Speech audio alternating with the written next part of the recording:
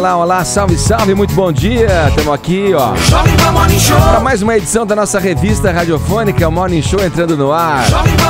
Você é o nosso convidado especial desta terça-feira, 22 de janeiro de 2019. Por aqui, entretenimento, prestação de serviço, aquele bate-papo matinal que você sempre nos acompanha e muito nos dá a honra de tê-los aqui. Vamos nessa. Isso é uma vergonha. Ou não. Criticado por ter conduzido uma entrevista que muitos consideraram chapa branca, o jornalista Boris Casoy, da Rede TV, responde à Globo e diz que bom jornalismo é o que faz perguntas isentas e imparciais. Fogo amigo, porque a cantora Maria Gadu resolveu pegar para Cristo o Túlio Gadelha e Fátima Bernardes, duas figuras públicas que impunham com louvor o mastro das bandeiras identitárias. Precisamos falar de relação estresse e trabalho. Você anda cansado demais, pessimista, com insônia, ansiedade, problemas gástricos? A sua produtividade segue ladeira abaixo, hein? Você pode ser vítima da síndrome de burnout, que afetou recentemente a jornalista Isabela Camargo. Ela e a psiquiatra Camila Magalhães Silveira são as nossas convidadas desta manhã. Esses são alguns destaques do Morning que está começando. Bom dia, Paulinha. Bom dia, Edgar. Você se identifica com tudo isso? Talvez eu esteja me identificando, não sei. Estou ansiosa para esse momento. Quando eu penso nas minhas próximas férias, eu já fico meio cansado. Eu sei, Edgar, que hoje vamos para os assuntos mais comentados do Twitter com a hashtag estresse versus aquele xão trabalho. Poderia ser estresse igual a trabalho, mas hashtag não aceita o sinal de igual, então a gente vai com o xão, dá um copy-paste aqui, vão participar, você pode mandar a sua pergunta sobre síndrome de burnout e os demais assuntos do programa. Isso aí. Tô esperando a gente emplacar nos assuntos mais comentados do Brasil para oferecer prêmio aqui no Twitter. Hashtag estresse versus trabalho. Reforço o convite para você participar da nossa entrevista com a psiquiatra Camila Magalhães e também com a jornalista Isabela Camargo, mandando perguntas aqui pelo nosso WhatsApp em vídeo, tá bom? 11 931 17 Tem dúvida? Manda sua pergunta pra gente. A gente coloca na roda e quem sabe você tira aí, esclarece aquela questão que tá te deixando em dúvida. Será que você tá estressado? Será que tá começando uma síndrome de burnout? 11 931 17 para você mandar sua pergunta. No mais, você pode nos assistir pelo aplicativo, pelo portal da PAN, jp.com.br, pelo canal youtube.com/morningshowjp e pelas mídias sociais. Estamos no Instagram e também no Facebook, beleza? Te convido a passar a próxima hora e meia colado aqui na PAN, porque o Morning tá apenas começando. A dona dessa voz aqui, ó, Maria Gadu, né? A Maria Gadu canta igual a Maria Gadu, Vini, vai. Chimbalaie, quando vejo. Só conheço essa. Igual, gente, foi igual. Não. Cantei uma música só, não cantei igual. Gente, vamos lá, a Maria Gadu. Bela saída, hein, Edgar? A música não tava aí, a produção... É que eu tentei salvar o Edgar, a produção na verdade. falhou. Achou que tinha muito jogo de cintura, hein? Ô, Vini, você é o maior imitador do Brasil, mas cara. Você acha que é assim? É muito jogo de cintura. Eu nem consegui encontrar nenhuma diferença aí no que você cantou. Qualquer coisa, Gadu. Mas o fato é que a Gadu se meteu numa polêmica aí gigante ao detonar ontem no Instagram o deputado eleito Túlio Gadelha e de quebra a apresentadora Fátima Bernardes. Vamos lá, Vini.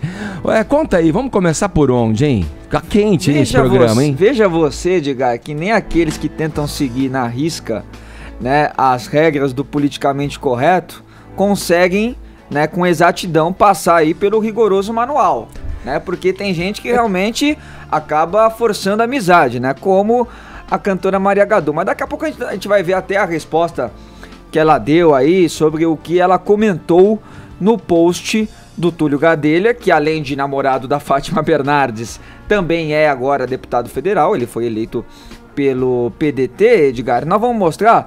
Vamos pro primeiro post, Brunão, aquele que originou aí toda a confusão. Túlio Gadelha, portanto, ao lado de Fátima Bernardes. Aí a foto está um pouco cortada, Edgar, mas ao fundo tem algumas vaquinhas, né? Porque eles estão ali curtindo um belo passeio na fazenda, no sítio, né? Eles que viajaram bastante aí esse final de semana também, colocaram o pé na estrada, enfim, um casal apaixonado, completaram recentemente agora 1 ano de namoro, né? Um casal progressista, né? E aí o Túlio Gadelha escreveu uma legenda que, na visão de quase todo mundo, Edgar, não tinha problema nenhum. O que ele escreveu?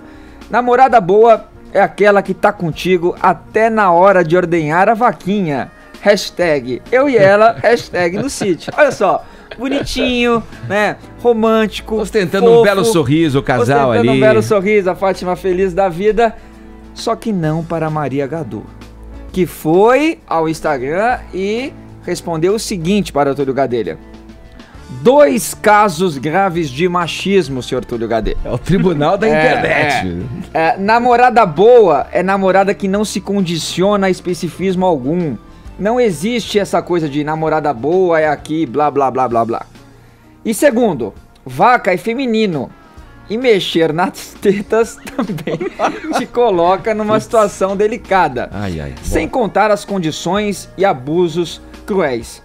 Vamos indo juntos até onde? Ou seja, ainda tinha mais coisa pra além de falar. acusar o cara de machista, porque ele tá condicionando a figura de uma namorada a algo que ela faz junto com ele, também colocou ali uma questão de maltrato aos animais. Porque os veganos acham que quem tira leite tá escravizando a vaca. E aí deu também margem pra aparecer quem? A nova Luísa Mel do Brasil, Dado Dolabella. Ele foi lá? Foi lá mais uma vez, você lembra que ele já tinha comentado aquele caso do BBB? Ele entrou na da beleza? vegana, do pão, Sim, Thiago sim. Leifert, e agora Dado Dolabella também tá lacrando pra caramba na internet. E escreveu o seguinte, pegou onda no comentário aí da Maria Gadu e escreveu: deixem os animais em paz. E um sinalzinho de oração. Do Fala Bela, Quer dizer, esse é o sinalzinho do Fala quando Bela. você recebe uma lição de moral do Dado Dolabella... Eu falei esse negócio. Vamos encerrar o programa já? Porque aí tinha que Acho que acabar. era isso. Esse eu sou o Túlio Gadelha, eu fecho minha conta no Instagram. Entendeu? Essa aí entra naquela minha lista de ontem, né? E a resposta pro Dado Dolabella é tão previsível, né? Mas é melhor não falar aqui no ar, né? Porque poderiam deixar outras pessoas em paz também, né, Dado? Mas enfim, vamos continuar a treta entre a Fátima, o casal Fátima Bernardes e Túlio Gadelha, e a Maria Gadu. Porque aí foram no Instagram da Maria Gadu falar assim, querida, você tá falando sério? Você tá bem? Tomou alguma coisa? O que tá acontecendo? Peraí, então, pense bem. passa lá, Brunão, pra gente. Por exemplo, o Ivo Enin, né? Que é um seguidor da Maria Gadu, escreveu o seguinte pra ela. Aquele comentário da vaca lá é piada, né? Por favor, jura que é. E aí a Maria Gadu escreveu o seguinte: piada de internet, teste pra ver quantas pessoas estão louconas. Aí você comenta uma parada e um monte de gente que não conhece nem você e nem a pessoa dona do perfil vem xingar. Surreal, rir que é bom, ninguém tá afim. E pôs uma carinha ali de triste e uma rosinha. Olha, realmente as pessoas estão louconas, porque eu não entendi esse teor aí, esse tom da Maria Gadu. E nem os seguidores dela, que continuaram, né, questionando, né, provocando ali sobre o que ela falou. A Camila Magrilli escreveu um textão ali dizendo que a Maria Gadu acha que as pessoas são idiotas, que vão cair nessa história de eu tava brincando, fui mal interpretada. Aí, ou então o clássico, estou sendo atacada nas redes, quanto ódio, que tempos difíceis, enfim. Escreveu um monte ali pra Maria Gadu, que aí veio e respondeu de novo, Edgar, e aí foi assim, a pá de cal, né? Porque não deu pra entender absolutamente nada mesmo. Ela escreveu: mana, eu em nenhum segundo tô falando de brincadeira, ou que fui mal interpretada, ou papo de coitada. Tô falando sobre as reações das pessoas, a sua, a minha, e sobre como a gente não reflete mais. Tipo isso que você tá fazendo. Não me conhece, tá aqui passando sermão, falando que eu caguei porque passei sermão. Aí deu risada, diz que ama a internet, mas a gente tá ficando doido. Realmente. Isso realmente. Assim, aí, então não deu pra entender se ela tá brincando, se ela não tá brincando, se ela passou o sermão, se não passou.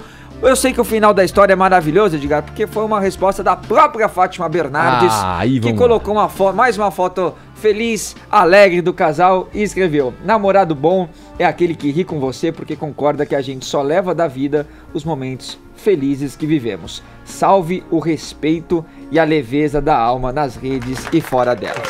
Aí palmas pra Fátima, maravilhosa. Entendeu? Eu acho que a Fátima tem que levar agora a Maria Gadu no programa dela, Eu no não encontro. entendi nada Pra resolver e continuar essa conversa. Porque se tem um programa pra resolver esse tipo de questão... É o encontro. É o encontro. Mas você acha que essa história acabou? Eu posso te dar um bônus. Vai Vai lá, Fefito. Quer o Fefito. bônus. Peraí, Fefito, peraí, calma. Ai, Mais Vamos, alguma coisa especial. Temos uma rodada bônus. Tem uma famosa que fez uma participação especial nos comentários da foto do Túlio Gadelha. Porque assim como a gente, ela é gente como a gente, foi lá dar aquela espiada. Então alguém foi lá e comentou assim: segundo dado do Dolabella, a vaca a gente deixa em paz. O filho com fome e a mulher roxa. Tá certo, não tá? Quem foi lá colocar vários emojis de risadinha pra esse comentário? Elba Ramalho. Comentando o comentário. Comentando o comentário. E você acha que é pouco? Uma outra pessoa foi lá e escreveu assim: cadê o comentário da Gadu? Vim aqui só pra fazer isso. Quem também deixou emoji rindo? Elba Ramalho. Grande Meus Elba. comentários, a gente como a gente. Muito bom. Vamos lá. Obrigado. Mas só vai, fazer uma observação aí, porque aqui é aquela parábola, né, da esposa do César, né? Dá pra gente fazer um comentário com base, uma análise, né, com base na percepção geral, né, do que foi feito aí. O mais engraçado nessa história toda, a ironia, é tipo um efeito bumerangue do politicamente correto, né, retornando aí pra tentar ferir de morte a Fátima Bernardes, né? O Renan Santos, eu vi um vídeo dele. Ele fala que o encontro, né, o programa da Fátima, é como se fosse uma plataforma de lançamento da lacração. E realmente, né, é como se fosse a NASA do Projaquistão aí nesse sentido.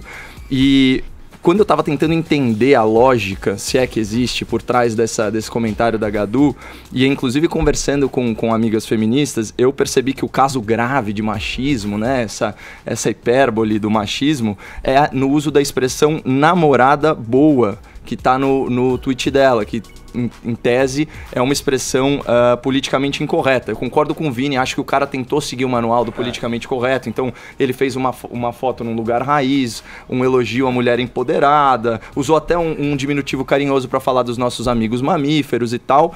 Beleza, só que eles conseguem achar pelo em ovo, né? E esse rótulo aí de namorada boa, ele é visto como um mecanismo de opressão, porque ele condiciona, né, a validação de determinada conduta por uma sociedade machista, patriarcal, heteronormativa, cisgênero, burguesa, etc. e por aí vai. E o politicamente correto, ele não admite a verdade se a verdade ofender a sensibilidade alheia. Então, o critério que ele usou de namorada boa, né, se ele não se aplica a mim, eu tenho o direito de me sentir ofendido e logo ele é inválido. Claro que aqui a gente está teorizando sociologicamente o famoso mimimi. E o último ponto que eu achei muito engraçado é misturar essa questão da opressão machista com a teta da vaca, que na verdade eu fui atrás e pô, tem apoio para variar, né? Tem vamos dizer assim, uma repercussão política. Isso é o especismo.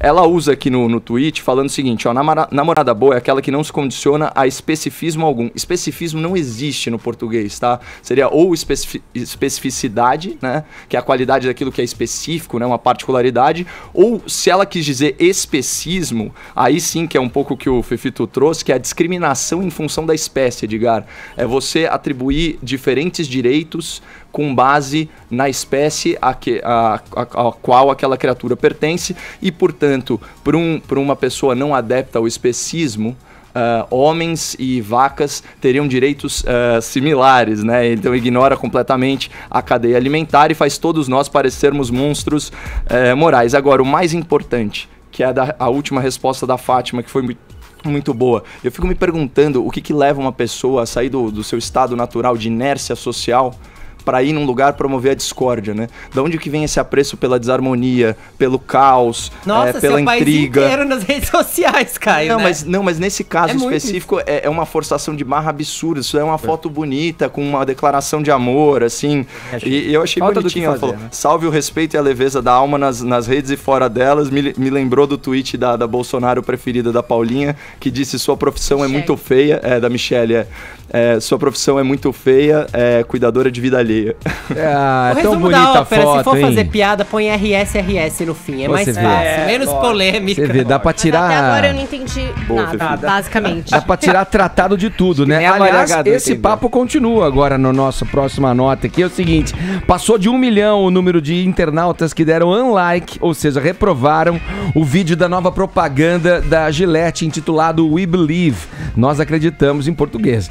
O anúncio retrata situações relacionadas ao que se convencionou chamar de masculinidade tóxica. Paulinha, por que o número de reprovação, né, do vídeo, desse anúncio, é quase o dobro do número de pessoas que deram like, que gostaram É verdade. da campanha? Importante ressaltar que essa é uma campanha voltada para os Estados Unidos, mas, gente, internet tá aí, né, queridos? Então o mundo Tá no inteiro mundão. acabou assistindo. Inclusive, a gente tem até uma versão legendada que a gente vai passar aqui para vocês tirarem as suas próprias conclusões. Vocês já querem dar uma olhadinha? Olha lá. Porque daí a gente pode entender o que tá acontecendo. Começa com a imagem de vários homens e o questionamento do slogan de 30 anos da Gillette, que é o melhor que o homem pode ter, ou é get, também pode ser alcançar, tem dupla interpretação aí no caso. E aí tem imagens do que a gente imagina o estereótipo do macho alfa, Edgar, se é assim que a gente pode dizer.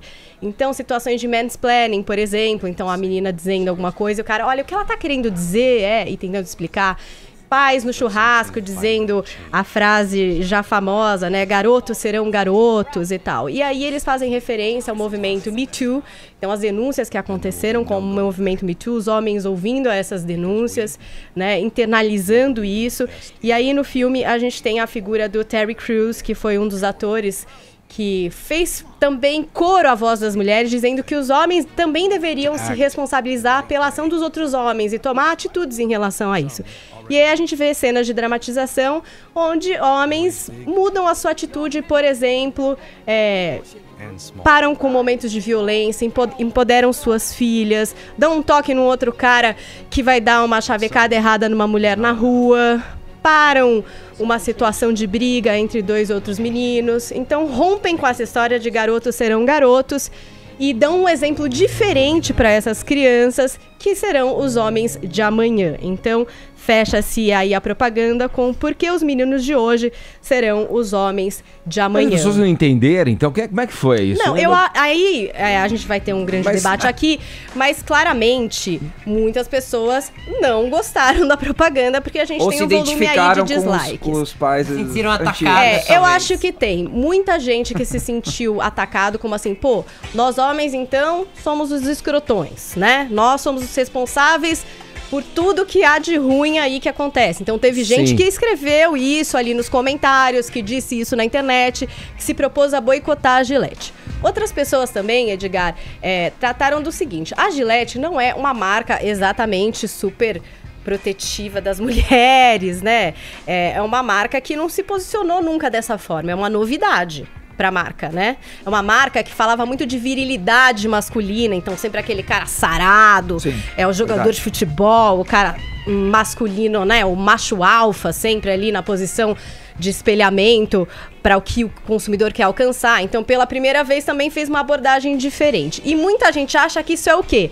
Uma vontade da marca de, entre aspas, lacrar. Estar do lado legal agora, né? Do homem bacana e que exatamente não fez isso anteriormente. Tem até fotos na internet, eu até peguei um print aqui de um Twitter, de uma menina, pô, por que as pessoas não gostaram dessa propaganda? Eu achei tão legal. Daí o cara, bom, por que será? A Gillette já envelopou umas minas escrito Gillette ali no popozão. Quer dizer, não era uma marca que exatamente poderia trazer esse discurso para as pessoas ouvirem e aceitarem. É ao contrário, por exemplo, do que acontece com a Natura, Edgar, que é uma marca que fala o que a muito de Gillette ecologia e que tem Paulinho, atitudes que são mas o que a da Gillette empresa Gillette que quer um reforçam reposicionamento. isso. Ela está se buscando um reposicionamento, entendendo um novo paradigma do mundo, das pessoas, das inter-relações. Mudança na sociedade. Não é? O próprio diretor da Gillette, que é o Paja Bala, falou o seguinte, esperávamos um debate. Na verdade, uma discussão é necessária. Se não discutirmos e não falarmos sobre isso, não acho que uma mudança real acontecerá. O anúncio não é sobre masculinidade tóxica. É sobre homens tomando mais ação todos os dias para dar o melhor exemplo para a próxima geração. Então aqui estão os dados, a gente pode abrir esse debate. Eu amei a propaganda, poliana que sou também, Edgar, quero acreditar que a marca está se reposicionando. Bem, e eu isso acho aí. super válido que homens falem com os outros homens e mudem certas atitudes que hoje a gente já sabe que não são legais. Agora, toca o pau aí, eu quero saber o que é que vocês acharam disso. Eu me identifico de cara, não sei se vocês concordam comigo, mas assim, quem deu dislike lá é porque não se reconhece aí ou vestiu a carapuça. Vestiu muito essa carapuça. Eu tô pra ver algo mais frágil do que o ego do homem hétero, gente. Daquele que finge que tem que ser brucutu pela vida toda. O mundo muda e essas pessoas insistem em manter o pé no passado. Uma propaganda que se manda basicamente tratar as mulheres de igual para abandonar costumes bem bizarros. De violência, de inclusive, violência, de bullying, inclusive, né? de violência psicológica e física, de assédio. Por que essa propaganda tinha que ser considerada algo ruim? Você vê, e não só na mulher, né? Porque quando aquele pai separa, pra quem não os acompanhou, próprios quem tá meninos. ouvindo a gente, tem um pai que separa dois meninos na briga ali. É uma mudança de comportamento significativa também. Super! Eu lembro que quando eu era criança, por exemplo, eu via muito se chegar em casa apanhado, apanha por cima. Porque se chora, dá de volta, se você né? vai chorar, é tipo, engole o choro. Apanha, mas bate. Bate também, exatamente. Era um discurso muito recorrente, mas é um discurso que as pessoas consideram normal, quer dizer, parte das pessoas consideram normal, mas é muito opressor, põe muita responsabilidade sobre uma criança e constrói uma ideia do que é ser homem que é totalmente equivocada. A Netflix tem um documentário muito bom, inclusive. The Mask You Live In. Exatamente, sobre a construção da masculinidade em crianças. E eu fico muito chocado como o ego do homem hétero é frágil. Pronto, falei. Aí, ó. Eu acredito na mudança pelo exemplo, né, obviamente, e sempre militei contra a descortesia contra a mulher, né, ainda mais nos casos em que isso escala e se torna assédio, esse tipo de coisa. Agora, eu não gostei da propaganda porque eu acho que a estereotipação que foi feita, ela agride pela desconexão com a realidade. Né? Eu vou dar alguns exemplos. Fica o questionamento: isso é o melhor que o homem pode ser? Eu acho que a grita tá absolutamente desproporcional. Se você pegar assim, fazer um resgate histórico desde o advento da filosofia cristã, né, que prega aí valores como empatia, compaixão, amor, né, diretamente associados com o feminismo, o mundo ele tá cada vez mais feminino, e eu acho isso até uma coisa positiva. Se você pensar qual que é a situação do nosso país hoje em dia, mais de 50% das mulheres estão ocupando as cadeiras universitárias, então formando a elite intelectual. Mais 50% delas constitui, vamos dizer assim, as cidadãs aptas a votar.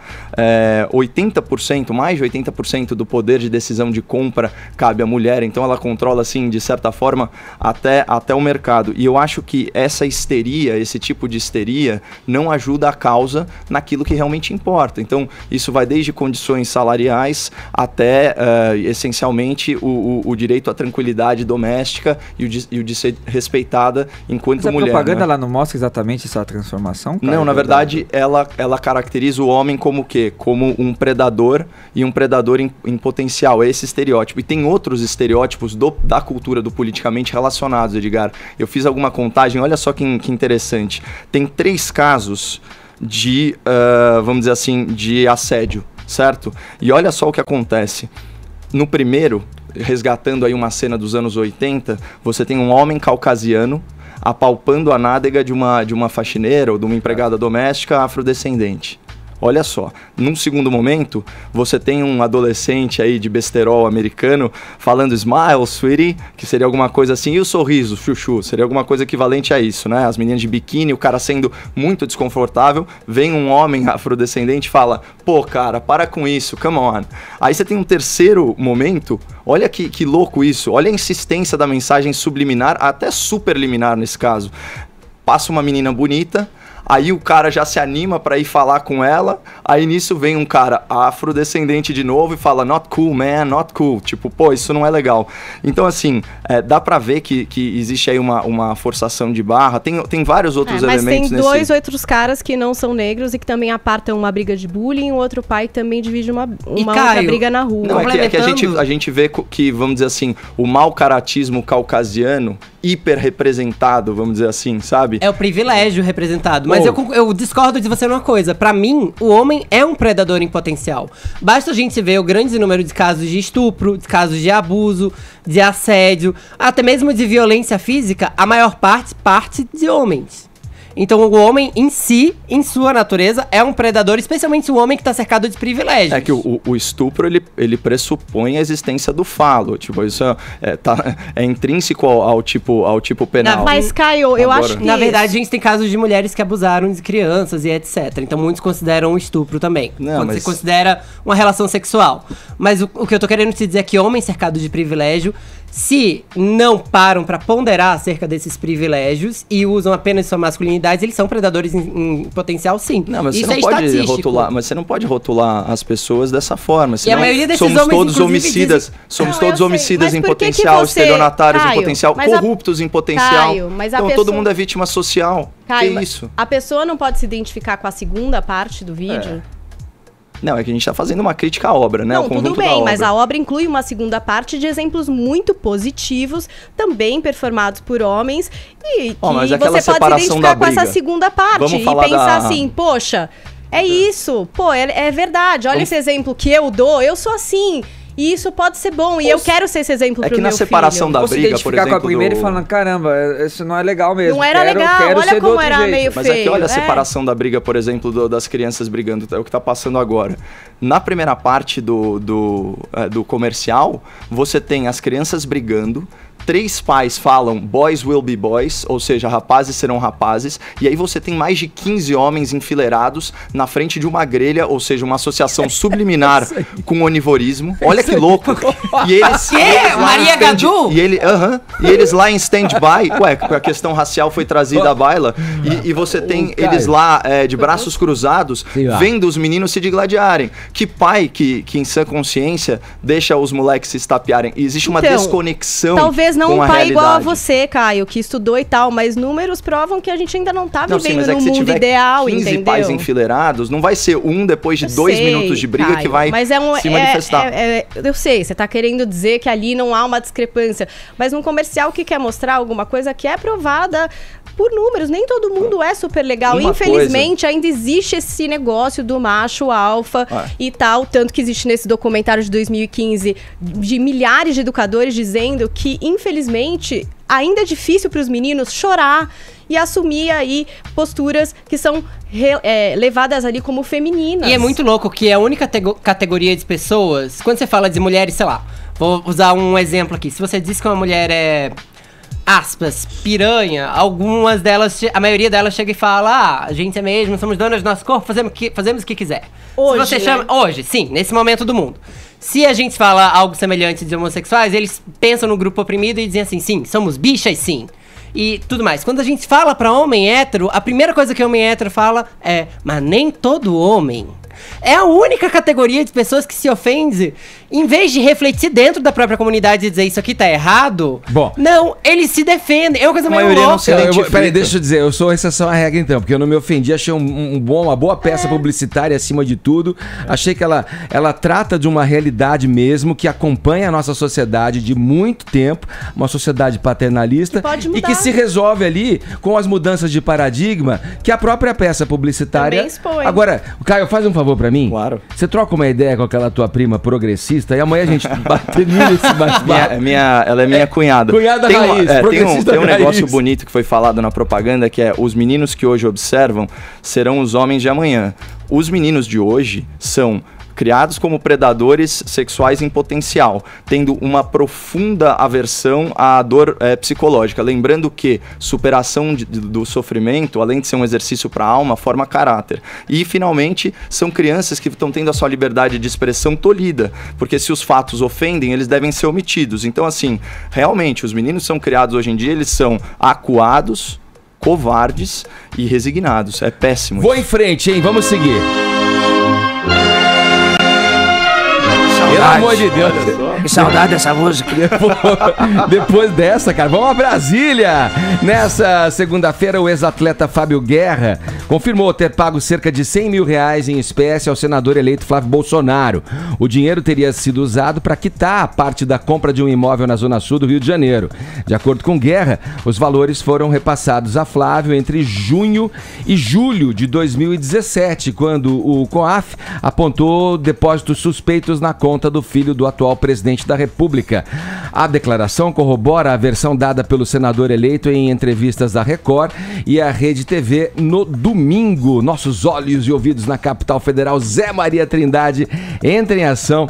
E eu pergunto pra vocês, e aí, a situação do Flávio melhora ou piora ou continua na mesma a partir dessa declaração do ex-atleta Fábio Guerra? Bom dia pra você aí em Brasília, Trindade. Pois é, deu uma vontade de falar daquele em Brasília 19. Isso acabou, né? Nós vamos dizer aos nossos filhos e aos nossos netos que antigamente era assim, né? Em Brasília, 19 horas. Isso acabou. Olha, o que não acabou foi essa história do senador eleito Flávio Bolsonaro, viu? Os políticos aqui dizem que é preciso isolar. E é verdade, não há nenhuma conexão com esta investigação na Assembleia Legislativa do Rio de Janeiro com o governo Bolsonaro. Quando isso aconteceu, ele nem pensava em ser candidato, é verdade? Então, nada com o governo.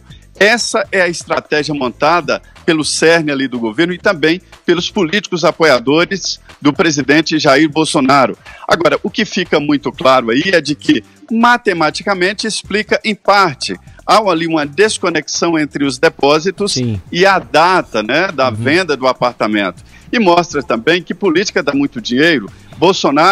Flávio Bolsonaro entrou na política com um Gol e hoje tem um Volvo e R$1.700.000 de patrimônio declarado. E olha, isso não é o real. Eu digo por aqui que a melhor profissão do mundo seria comprar imóveis pelo valor declarado pelos políticos e vender pelo valor real. Ele tem um apartamento cobertura na Barra declarado por R$900 mil. Eu não conheço, mas daria mais de R$1 milhão no apartamento desse, se evidentemente eu tivesse R$1 milhão, né? Mas o caso é o seguinte, explicou matematicamente, mas politicamente ele está carimbado porque todo mundo sabe como é que se faz dinheiro na política. E a Assembleia Legislativa do Rio de Janeiro é, na verdade, este esgoto a céu aberto da política, porque todas as assembleias têm esquemas parecidos com este Furna da Onça, que é a investigação do momento. Tá certo, Trindade. Obrigado pelas suas informações. Um grande abraço para você. Bom trabalho, hein? Perfeito. Obrigado. Bom dia. Fefito, ontem o Boris Casoy respondeu a quem o acusou de ter feito uma entrevista chapa branca, que é aquela entrevista, né, favorável, digamos assim. Encomendada pro patrão pra agradar o entrevistado. É um termo usado pra uma entrevista, vai lá, branda. Entre amigos, uma ação entre amigos. O Boris Casoy respondeu isso porque a Globo, no domingo, a gente falou isso ontem, condenou a entrevista da Record com o Flávio Bolsonaro, dizendo que algumas perguntas não foram feitas, e o Boris, que também tinha entrevistado ele, inclusive começou a entrevista perguntando se ele se sentia perseguido, e o que movia as pessoas que perseguiam ele tava no mesmo bolo. Então Boris foi ontem no telejornal da Rede TV, no Rede TV News, para responder a essa crítica. Vamos ver o que ele disse ontem. Embora a Globo News tenha dito que nessa entrevista não foram feitas todas as perguntas necessárias, a Rede TV esclarece que fez um trabalho profissional e isento. Eu fiz todas as perguntas que o momento requeria, algumas até de forma incisiva. Basta conferir na entrevista que está no nosso YouTube. Flávio Bolsonaro deu a sua versão sobre todas as dúvidas que pairavam. No entanto, não quis exibir documentos que ele mostrou, mas que subsidiariam suas afirmações. Ele apenas mostrou que os documentos existiam. Disse que os apresentará antes às autoridades competentes. De posse de toda a documentação e do resultado das investigações, o Ministério Público e a Justiça não terão dificuldades em concluir onde está a verdade. Bom jornalismo é o que faz as perguntas isentas e imparciais, e não o jornalismo inquisitivo que almeja obter respostas que gostaria de ouvir do entrevistado. Eu concordo com o Boris que o jornalista tem que ser imparcial, mas o jornalista também pode ser incisivo, não para ter respostas prontas, mas para poder fazer as perguntas difíceis, porque entrevistas são compostas de perguntas difíceis. Então, Boris, eu vou te dar só uma dica, longe de mim querer dar dica para alguém com tantos anos de carreira, mas hoje o jornal o Globo, por exemplo, publicou que a escritura do imóvel vendido pelo Flávio Bolsonaro mostra uma data divergente dos depósitos. Já que você viu esses documentos, tá aí uma dica para sua próxima entrevista. Pergunta sobre isso. Aqui foi, inclusive, o Zé chegou a mencionar isso. Há uma divergência das datas que estão na escritura, no acerto, no documento, né? Com as datas que o COAF aponta ali, né? Eu acho que a Globo tá certa em apontar esse tipo de falha na entrevista. Desculpa, Vini, você ia falar? Muita gente criticou o Boris pela forma como ele começou a entrevista, perguntando pro Flávio se ele se sentia vítima de uma perseguição. Sim. Né? Então é aquela coisa, né? O entrevistado fala, olha, não sentia, mas já que você tá perguntando, agora eu tô sentindo. Né? Então meio que deu a deixa ali pra ele se plantar como um cara perseguido. Enfim, essa foi uma das críticas feitas aí ao trabalho do Boris. A gente tem que fazer as perguntas necessárias em toda entrevista. E é isso. Porra, é verdade. Vai lá, Faustão, vamos lá. Hora certa pra gente. Eu nem me meto com esses caras aí. 10h39, horário de Brasília. Jovem Pan Morning Show.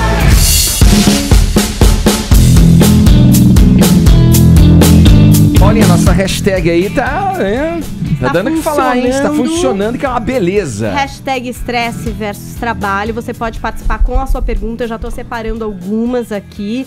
Vamos tirar as nossas dúvidas e desestressar no Twitter, né, Ed? Que também é bom. Boa. Dar uma relaxadinha. Isso, exatamente. E como eu falei no início do programa, você pode interagir com a gente nessa entrevista, mandando a sua pergunta sobre a síndrome do burnout. Você tem alguma dúvida, alguma questão sobre isso? 11 931 7009 é o nosso número, é o nosso WhatsApp para você interagir com mensagens em vídeo, tá bom? Todos convidados a participar.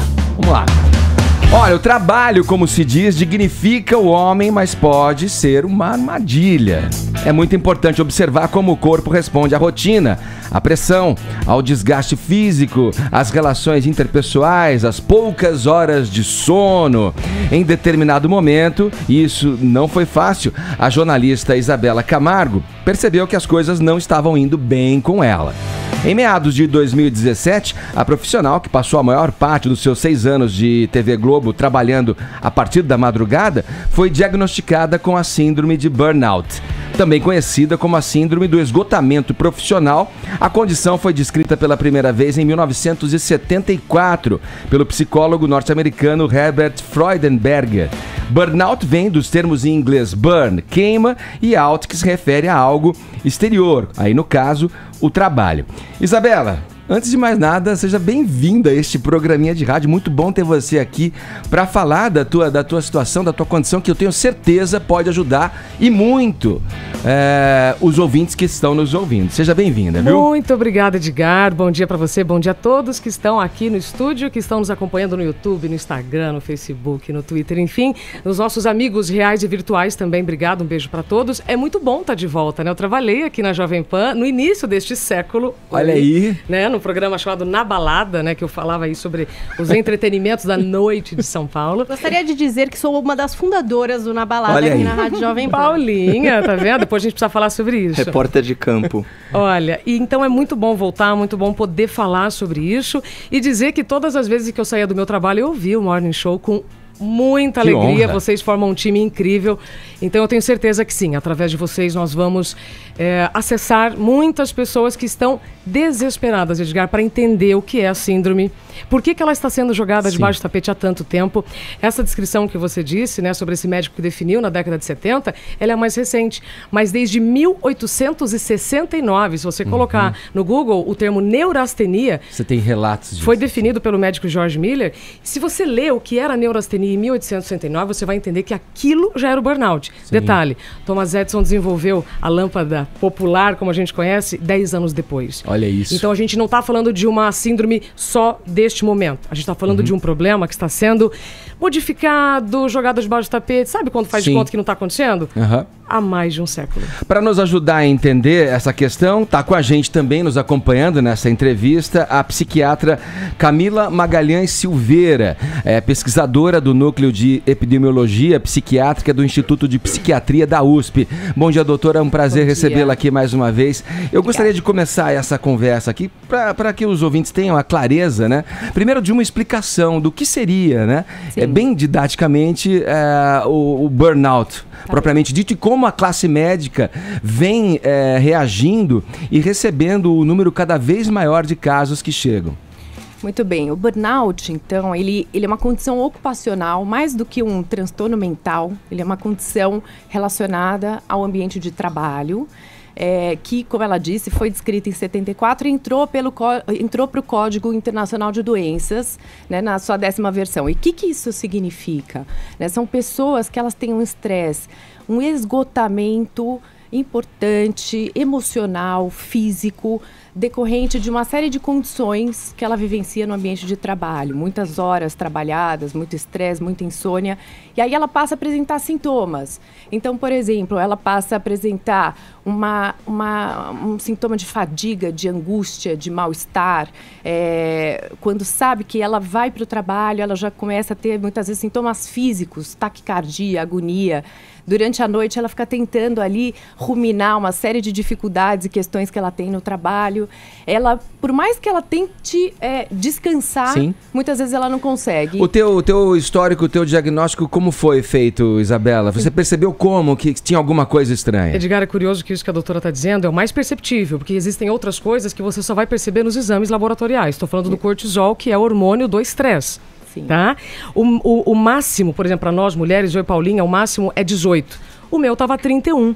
E ficou acima de 18 por muito tempo. Então eu só soube deste número, ou seja, que além de todos os sintomas físicos, taquicardia, tremedeira nos olhos, transpiração, dor de estômago, uma dor geral, quando eu fiz os exames, eu entendi os números. Aí não tem muito o que dizer. Aí a gente vai para o tratamento com remédios mesmo. Mas até lá é um longo caminho.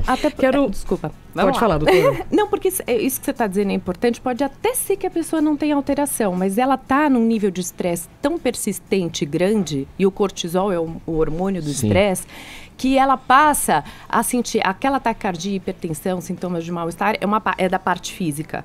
Tem a parte mental e tem uma manifestação que muitas vezes as pessoas chamam de despersonalização, que com o passar do tempo crônico, ou seja, esse estresse é crônico, esse esgotamento é crônico, com o passar do tempo, elas se sentem como se ela estivesse não identificando as situações de responsabilidade dela, os colegas, ela fica dissociada, quer dizer, desconectada das grandes importâncias que o trabalho tem para ela, e muitas vezes, se aquela situação que ela tem que render ou não, ela dá conta, ou não, já não está tão presente na preocupação dela. Sim. Na prática é o seguinte, na maioria dos países, Edgar, a gente não tem uma legislação, né, para tratar do estresse no trabalho. Você tem algumas áreas que determinam aquelas situações para prevenir um acidente físico e alguns mentais. Sim. A gente está falando de uma mudança geral na sociedade. Então, se na maior parte dos países a gente não entende o que é o estresse, e vamos lembrar, doutora, que é o seguinte, o estresse é super importante para o nosso corpo. A gente precisa dele para acordar, a gente precisa dele para estar atento, para atravessar a rua e não desmaiar. Sim. Só que tudo em excesso é ruim. É como eu digo, limite. Estrada tem limite, equipamentos eletrônicos têm limite, tudo tem limite. Tudo em excesso é ruim e também a menos é ruim. Eu falo, né, fiz muito tempo previsão do tempo, até chuva, quando vem em excesso é ruim. Ou seja, tudo em excesso é ruim. Então a gente está falando que o estresse, o cortisol, não é que ele é um problema. Sim. Ele é um problema quando está em excesso. Queria saber pra você, como é que foi? Como é que você notou? E você falou, quando você falou aquela tremidinha no olho, aquela tremidinha involuntária que às vezes a gente sente na pálpebra. Passei por isso. Eu tenho isso, minha gente. Já começa a Olha aí, como é que você percebeu, Isabela? A questão é o seguinte. Você ia trabalhar e falava, não quero. Já começava a rolar meio que o que eu poderia identificar como meio que um pânico, assim? Sim. É isso? É o seguinte. Uma coisa é você dormir mal uma noite. Outra coisa é você dormir mal um ano. Uma coisa é você sentir tremendo o seu olho um dia. Uma coisa é você perceber que seu olho está tremendo todos os dias. Então, o que nós estamos falando é sobre frequência, tá? Eu comecei a trabalhar na TV Globo e é até bom dizer o seguinte, eu amei estar lá. Eu gostei muito de trabalhar na TV. A única questão é que eu adoeci trabalhando no horário que eu estava trabalhando. Mas eu deixo lá pessoas maravilhosas, amigos e muitas experiências positivas. Isso é bom deixar claro. Quando a pessoa ela desenvolve a síndrome de burnout, não é porque ela não gosta do ambiente ou ela tem algo contra as pessoas que estão lá. Pelo contrário, ela já passou por todas as fases de adaptação para estar naquele ambiente. Essa é a grande sacada. Porque a hora que me deu o burnout, eu já tinha feito todas as terapias alternativas que eu podia. Eu já estava passando por todos os médicos que estavam, né, me cuidando integralmente, que a gente costuma se tratar como gavetinha, né? Ah, tô com problema cardiovascular. Ah, tô com problema de estômago. Ah, tô com problema aqui. Quando você vê, tudo faz parte de uma mesma origem. E a origem é o excesso de estresse. Desculpa te interromper, você acaba sentindo uma hora assim, acho que o problema sou eu.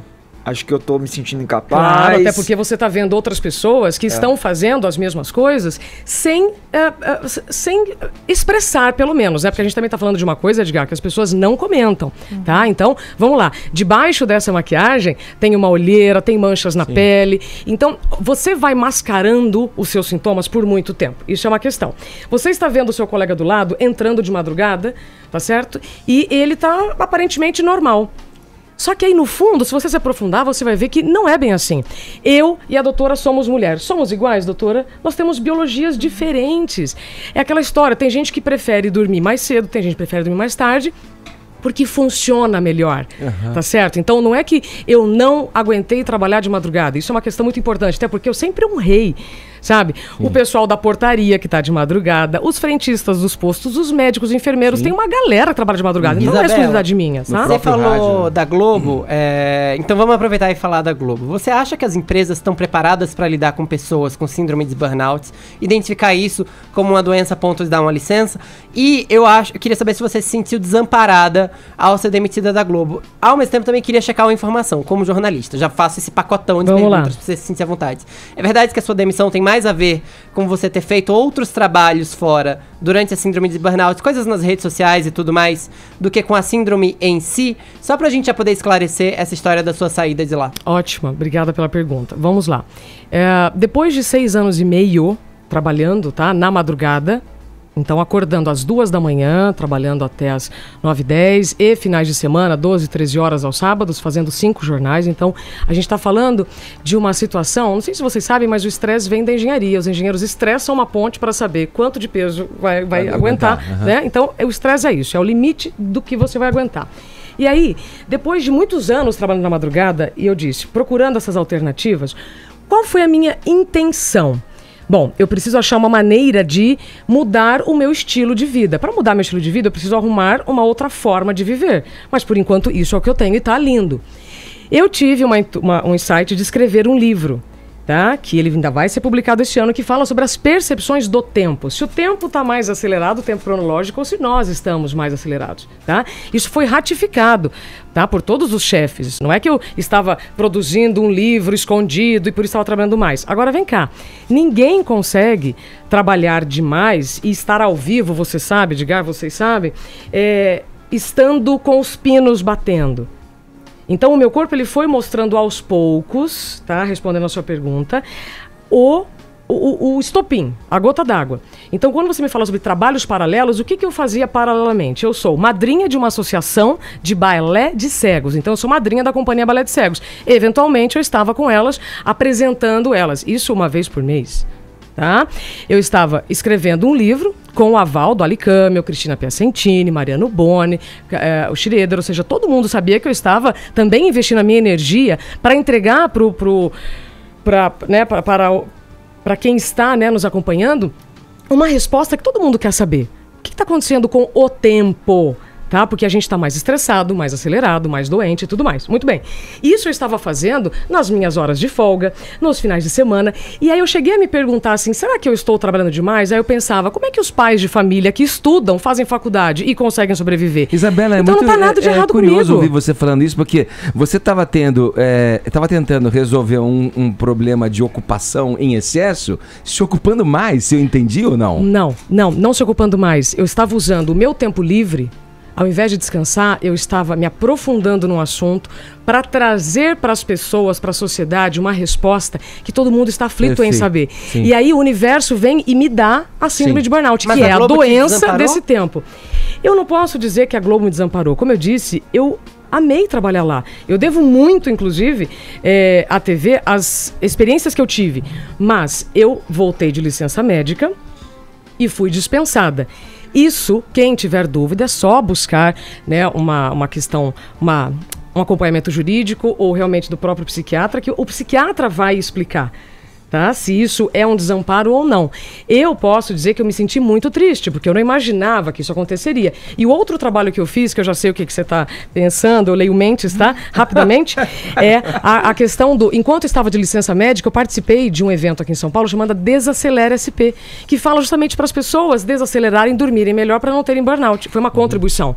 O programa da Fátima Bernardes me entrevistou nesse programa, tá? Doutora, só pra gente não perder a oportunidade, em cima disso que a Isabela tá falando, como é que a classe médica percebe isso? E se a classe médica pode, no caso, deferir uma questão de dúvida com relação a uma relação de vínculo empregatício? A senhora responde pra mim daqui a pouquinho, depois do break comercial. Acho que a gente não deve perder esse ponto, que é importante na nossa conversa. Agora, 11 horas, horário de Brasília.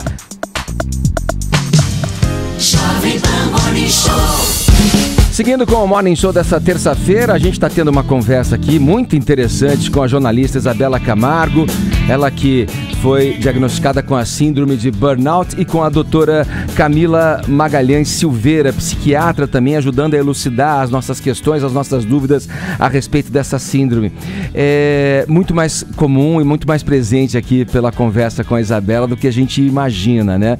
Doutora, ficou no ar aqui a questão, trazida inclusive pelo Fefito, na relação profissional da Isabela com a TV Globo, a demissão logo após a licença, o quão um médico psiquiatra pode, através de um atestado, dirimir questões jurídicas relacionadas à relação trabalhador e empregador. Perfeito. Então, assim, o papel do médico não é, quando o paciente chega, simplesmente fazer um checklist dos seus sintomas. Ele tem que ter uma compreensão total, né, da vida desse paciente, como é que ele é no funcionamento doméstico, no trabalho, como é que ele vem apresentando sintomas. E existem traços que apontam para que esse sofrimento seja do ambiente de trabalho. Por exemplo, os estudos mostram que são geralmente jovens, mulheres, pessoas que trabalham mais de 14 horas por dia. Como essa empresa, ela dá voz a esse funcionário quando ele sente que aquele determinado trabalho, ele tem, por exemplo, um prazo que ele é inatingível para resolver determinada questão. Né? Os jovens, por exemplo, a gente até sabe que 3 principais profissões, que são a medicina, o mercado financeiro e a educação, isso pelos estudos já bem configurados, são profissões que estão mais expostas a esse tipo de burnout. Vários professores escreveram aqui que às vezes chegam na escola e têm vontade de chorar antes de entrar no trabalho. Porque eles estão exigidos a ter um preparo para aquelas aulas, eles não têm tempo. A gente também tem que entender que o contexto do professor brasileiro, ele tem que chegar em casa e ele tem que muitas vezes dar conta das atividades pessoais dele, das atividades familiares e daquele aluno que ele também está em sofrimento, porque ele traz para dentro da escola todo um perfil que a nossa população passa mais tensionada nesse atual momento. Medicina, magistério e mercado financeiro. Mercado financeiro. As relações hoje, a gente tem que entender, né, que mundo é esse hoje? Né? Como é que a gente está posicionado nesse mundo em que o retrato do sofrimento não é o mais bem recebido, né? A gente sabe que as pessoas estão se exibindo, se expondo numa velocidade absurda com tecnologias que impõem, por exemplo, ao médico.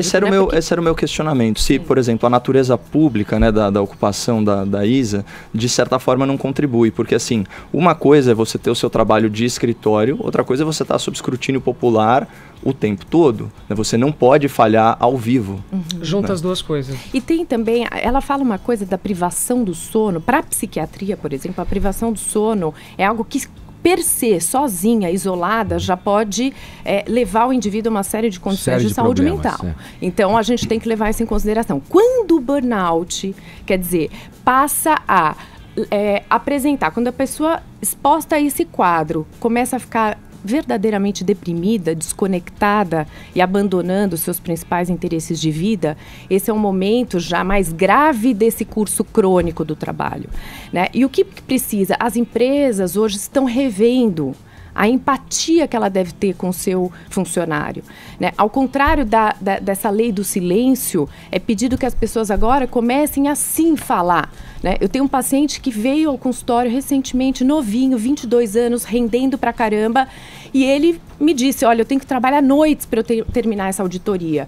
Eu falei, nossa, mas noite você tá doente, você engordou 22 quilos em 3 anos, você tá estressado, você não dorme, né? Onde você vai parar? Ele mente pra namorada, fala pra ela assim, olha, eu tenho que trabalhar hoje, quando ele quer descansar um pouquinho, né? Quer dizer, aquilo que reporia as energias dele, o namoro, a vida em casa, o lazer, o ócio, ele não tem essa condição, né? Que é muito importante. Descansar. E aí vai adoecendo. O que acontece com a empresa? Às vezes, as empresas são perversas, no sentido de dizer para a pessoa, olha, infelizmente, como aconteceu com ele, olha, se administre melhor aí. A sua avaliação, as avaliações vão ficar prejudicadas para aqueles que trabalharem menos. Quer dizer, isso é praticamente uma ameaça, né, que o funcionário tem. E isso não é saudável. E a perda maior são dos melhores funcionários, porque quem está mais exposto ao burnout é aquele que tem sede pelo trabalho. Cobra, né? Isabela, fosse você a sua chefe na TV Globo, como você conduziria o seu caso? Bom, eu primeiro teria observado melhor todos os atestados e pedidos de mudança de horário desde 2017, mas eu comecei a adoecer, né, antes disso. Então, o que nós estamos falando é sobre conversa, tá? É não jogar debaixo do tapete aquilo que o seu colaborador, o seu parceiro está implorando, tá? O que a doutora está dizendo é o seguinte, a Cíntia Gonçalves, que é a sócia da UMAP, ela desenvolveu junto com o Meio Mensagem, está aqui, ó, tá? Líderes do futuro, sobre quem serão os líderes até 2040. E saúde mental está na pauta. Porque ou os líderes começam a pensar sobre saúde mental ou o negócio não vai prosperar. Porque até hoje a gente conseguiu jogar isso debaixo do tapete. Então, felizmente, minha casca já está grossa, tá? Eu já apanhei bastante, estou conseguindo ser porta-voz desse assunto. Cada dia que alguém me diz que burnout é frescura, 3, 4 pessoas me procuram pedindo ajuda, pedindo socorro. Em que momento mesmo, deixa de ser frescura? Deixa de ser fadiga para virar burnout? Hoje mesmo eu publiquei no meu Instagram a notícia muito triste de uma enfermeira que se matou no Mato Grosso do Sul, e agora eles estão investigando, que também tinha síndrome de burnout. E curiosamente, no sábado, uma enfermeira me pediu assim, Isabela, por favor, vamos falar, porque a nossa carga horária da enfermagem tem que diminuir. Mas qual é a sua carga horária? 36 horas por semana, algo assim, né? Eu falei, mas então o problema não é a carga horária. Ah, mas o salário é muito ruim, então a gente tem que ter 2 empregos. Então, a gente está falando de um problema, Edgar, que acomete todas as áreas, tá? Como a Paulinha mesmo falou, os professores, né? Eu conversei com o Cortella na semana passada, a primeira coisa que ele me disse, poxa vida, né? Há 30 anos atrás, todo mundo falava sobre isso nas salas de aula, mas não se reconhecia. Então, vamos lá. Eu falei sobre os líderes de 2040, a saúde mental tem que estar na pauta, tá? Nós estamos falando não só agora de frescura, estamos falando de rendimento. Essa é uma revista de 2018, o Conselho Regional de Medicina Veterinária do Estado de São Paulo. Tá aqui, ó. Síndrome de burnout, doença cresce entre médicos veterinários. E aqui na matéria está dizendo várias notícias sobre as pessoas que deram fim às suas vidas porque não conseguiam mais dar conta. Essas adaptações, essa frescura, ela é vista como um equívoco. É assim, nos últimos anos, tudo que é ligado à depressão, tudo que é ligado à ansiedade está aqui.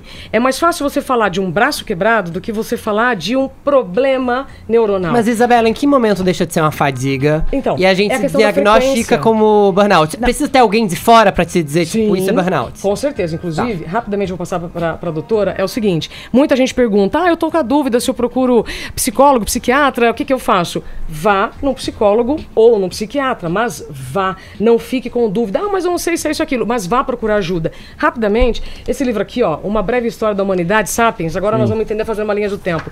Se o nosso universo, tá, se aproxima de 14 bilhões de anos e só 70 mil anos atrás a gente começou a revolução cognitiva, tá? Nós estamos falando aqui, ó, do que está dentro do cérebro que ninguém vê. E 500 anos atrás começamos a revolução científica. Ou seja, tudo é muito prematuro para a gente cravar o que é isso, o que é aquilo. O que eu posso dizer, o professor Fulvio Scorza da Unifesp, um neurocientista, que eu entrevistei inclusive para o livro, ele me disse, Isabela, só há 10 anos os neurocientistas estão se aprofundando sobre a neuroplasticidade do cérebro. Então, a gente está agora com números incríveis sobre Alzheimer, outras doenças neurológicas além do burnout, ou seja, estamos falando de algo que ninguém está vendo, então por isso vai causar tanto preconceito, tanto julgamento, mas aí, meus amigos, a gente tem que realmente unir forças, como estamos fazendo aqui, para explicar e trazer que isso não é frescura, isso é uma questão econômica e que já vai ser um gravíssimo problema. Sim, Não, sim. E mais do que isso, eu acho que sentimentos de sofrimento nunca são frescura. Eu acho que essa é a primeira questão, né? Quando o indivíduo sofre, isso pode não configurar um diagnóstico, mas a ajuda que essa pessoa tem para ter a compreensão do seu abatimento, e essa compreensão que a gente chama da subjetividade desse sentimento pode não estar no psiquiatra, ele pode ir na psicanálise, ou ele pode ir na psicoterapia, encontrar, através do seu discurso, uma forma de compreender aquilo que está fazendo ele sofrer. E por isso que eu vejo isso como uma responsabilidade compartilhada entre o indivíduo e a empresa. Obviamente que num contexto que a gente está, em que o emprego ele é raro, o indivíduo ele fica até sob o medo de perder a oportunidade do trabalho porque ele está coagido, ele mesmo se sente dessa forma. Eu perguntar, doutora, o que é que a gente tem que ficar em alerta para priorizar e defender para manter uma certa sanidade mental? Então, assim, é isso, o cara chega e fala, então é o seguinte, aqui você vai trabalhar 5 noites de madrugada, o que a gente tem que ficar em alerta e falar, cara, não dá, Exato. sabe? Eu preciso de pausas de tanto em tanto tempo. O que a gente precisa defender mesmo para que a gente consiga preservar o nosso mental aí? Isso está acontecendo na medicina, né? Inclusive estão saindo muitos papers estudando quais são as saídas para isso. Você responsabiliza o indivíduo ou o hospital, por exemplo. E, na verdade, o que a gente está vendo é que ambos terão um papel nesse diálogo. Então, o que a gente fala? O indivíduo ele tem que primeiro ter uma porta aberta para expor as dificuldades que ele está tendo no trabalho. Uma porta aberta. Esse diálogo, ele não vai tornar aquela pessoa menos eficiente, menos interessante. Acontece que o mundo, ele só propaga o que é lindo e belo nas redes sociais e nessa atual conjuntura que a gente está, né? O deprimido hoje, nessa nossa cultura, ele não é bem visto. Ele está na contramão dessa aceleração, dessa coisa bonita, dessas conquistas, né? Então, para o indivíduo, ele se vê também num contexto difícil, cultural, de manifestação. Entretanto, a empresa ela tem que estar aberta, você tem que entender o que está causando. Por exemplo, no médico, hoje aumentou muito prontuários eletrônicos. Se eu passo uma visita hoje, eu preciso de mais de 1 hora para eu anotar tudo. E, né, você tem uma série de outras demandas. Primeiro que as pessoas nem sempre também estão instrumentalizadas para aquilo. O jovem, ele chega no emprego, ele ainda não tem todo o domínio, ele está estressado. Quem está no meio pode estar da carreira... atualizar, exato, pode estar insatisfeito com uma série de coisas. E quem está ao final pode estar numa dificuldade de falar quem sou eu fora do trabalho. Então, e isso é muito curioso isso que você fala, doutora, porque vem aí, estamos vizinhos de uma relação nova, de uma inter-relação entre trabalhador e empregador, proposta agora com essas reformas todas, e que ali não tem, digamos, não que fosse melhor ou pior, mas não tem ninguém intermediando aquela relação, né? Quer dizer, você tem a lei, mas muitas vezes o funcionário acuado pela questão de ter que manter o emprego, tudo se submete a situações que não são nada saudáveis. Olha, Isabela... 12 milhões de desempregados no país, mais de 12 milhões de desempregados, né? Então não é uma questão assim, eu não quero fazer esse horário porque eu não quero, é porque eu não posso, eu tenho compromisso e responsabilidades. Exato, não é difícil crer que essas pessoas, inclusive, vão se submeter a coisas inumanas, também desumanas, para manter o emprego ali. Eu não posso perder a oportunidade, a gente está finalizando o programa, já estamos na reta final. Sério? Eu queria saber, passou rápido, né? O tempo está passando mais rápido, a gente estava falando fora do ar isso. Coisas boas passam rápido, tá? Isabela, você está prestes a assumir como assessor especial do ministro Marcos Pontes, né? Ministro da Tecnologia, de Ciência e Tecnologia, Marcos Pontes. E ele foi muito criticado por essa... Primeiro que você está voltando ao trabalho, isso já é uma coisa boa. Mas ele foi muito criticado. E como é que você viu as críticas direcionadas a ele, que não teria a condição de estar ali? Quer dizer, até falamos aqui um sujeito formado no ITA, né? Como é que podem fazer esse tipo de crítica com um cara que está aí à frente do que ele estudou, né, na vida, né? Adorei o que você falou, complementa com o que todos falaram. Tem uma hashtag que é a seguinte: ame mais, julgue menos. Paulinha, eu tô com você, tá na energia do amor, e isso não é bobagem, gente. É o seguinte, as pessoas estão muito mais investindo sua energia em julgar do que se aprofundar para saber o que acontece. Marcos Pontes eu conheci através de uma entrevista, né, que eu fiz no ano passado. Ele é um sujeito excepcional e a missão dele é de gerar conhecimento para que o ser humano se desenvolva. Essa é a mesma missão que eu, e foi assim que eu me afinei e aceitei o convite de trabalhar com ele no Ministério. Para quê? Para gerar conteúdo para as pessoas se desenvolverem. Que conteúdo é esse? Gente, nós temos um país de proporções continentais, existem centros de pesquisa, existem instituições desenvolvendo pessoas e tem poucas sabendo disso. Então a gente precisa primeiro divulgar o que existe para que mais pessoas aproveitem esses espaços. Quantas pessoas que fazem as críticas, Edgar, eu digo o seguinte, o Ministério ele é técnico. O Marcos é técnico, eu sou técnica, nós estamos cercados de pessoas técnicas no ministério de extrema relevância para outros ministérios também. Então, o que eu posso dizer hoje, né, ainda terça-feira, eu só assumo na quinta de manhã, aliás, né, vocês estão saindo com essa novidade. Quinta de manhã eu vou para Brasília, aí sim eu começo o meu trabalho de fato no MCTIC, mas o que as pessoas não entendem é que o Ministério de Ciências, Tecnologia, Inovações e Comunicações, ele é transversal. Então a gente vai falar com o Ministério de Educação, a gente vai falar com outros ministérios, porque tem ciência, tecnologia e inovação e comunicação, gente, em todos os ambientes.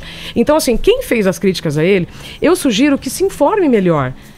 Quem foram os outros personagens desse ministério? Quais são as propostas que nós temos? E tem uma coisa incrível, Edgar. Imagina se você tentasse trabalhar e todo mundo falasse assim, Edgar, por que você veio com essa camisa hoje? Esse óculos? Esse microfone? Mas, gente, por que você veio de bermuda?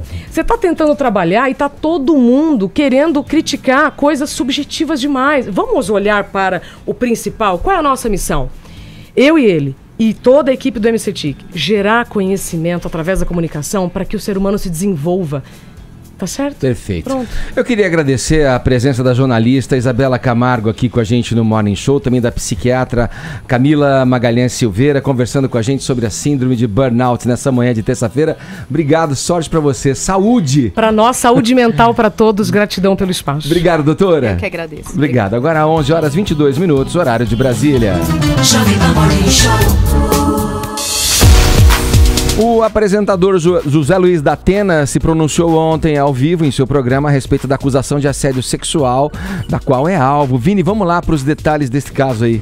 Pois é, Edgar, e agora o Ministério Público de São Paulo até abriu um inquérito, né, para investigar aí essa acusação da jornalista Bruna Drius contra o Datena, né, dizendo que o Datena cometeu aí o assédio sexual contra ela. As acusações da Bruna Drius dizem respeito a junho do ano passado. Ela diz que já se sentia um pouco constrangida, né, com alguns elogios que o Datena fazia a ela durante os programas. Ela que trabalhou com o Datena tanto no Brasil Urgente como no programa o Agora é Domingo, né, o Agora é com Datena, que depois virou o Agora é Domingo, e inclusive depois de uma das gravações desse programa dominical, ela acusa o Datena, né? Os dois estavam ali em um restaurante e ela fala que o Datena diz algumas palavras para ela, por exemplo, de que ela não precisava emagrecer porque ela já estava muito gostosa, que era desperdício uma mulher como ela namorar uma outra mulher, e de que até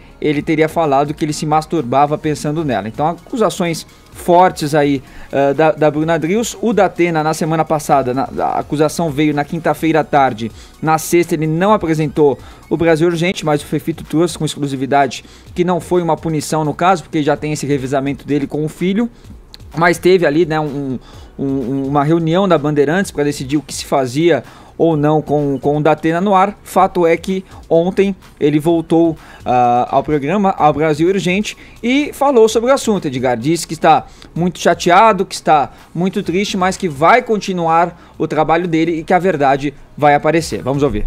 Mas, ô Datena, você não está triste? Claro que eu estou triste. Evidente que eu estou triste, eu sou um ser humano, como você, como qualquer outro. E um ser humano, quando enfrenta qualquer acusação mentirosa, embutida de calúnia e com o sentido de ferir, que vem principalmente de quem você não espera, porque você só ajuda, é claro que você fica chateado. Claro. Mas por que você está trabalhando, não está lá dentro do quarto, preso e tal? Porque minha avó me dizia, eu nunca esqueço que minha avó dizia, que quando você está montado em cima da verdade, você enfrenta quem você quiser, onde você quiser. E eu acredito muito na justiça de Deus e dos homens. Você não tem a dúvida disso. Agora, evidente que eu fico chateado quando não só eu, mas também a minha família é atacada, principalmente as mulheres da minha família. Minha mulher, com quem eu sou casado há 41 anos, filha, netas, noras, são atacadas de uma maneira baixa na rede social. É claro que isso dói meu coração. Pois é, então ele fala sobre a família também que acabou sendo atacada. Ele diz que durante quase essas 2 décadas de programa ele defendeu no ar muitas mulheres vítimas de assédio, de abuso, de feminicídio. Ele termina dizendo: acreditem em mim, acreditem em um pai de família, marido, que está ao lado da verdade. Então agora o caso vai ser investigado aí, lembrando que a Bruna Drius está afastada da Bandeirantes. A Bruna Drius desistiu da profissão, segundo ela, e ela também tem recebido ataques machistas na internet, e ela mantém o que ela diz: ninguém aqui tá pra ser tribunal de nada, né? E ela moveu uma ação também contra a Bandeirantes, porque ela disse que a emissora acabou sendo conivente aí com as ações do Datena. Enfim, o caso agora tá nas mãos da justiça, diga. Falado. Bom, e assim a gente finaliza mais uma edição do Morning Show, agradecendo o prestígio da sua audiência, e a gente volta amanhã aqui na Jovem Pan, a partir das 10 da manhã, com mais informação, entretenimento, prestação de serviço. Até mais, hein? Cuidem-se. Tchau. Morning Show.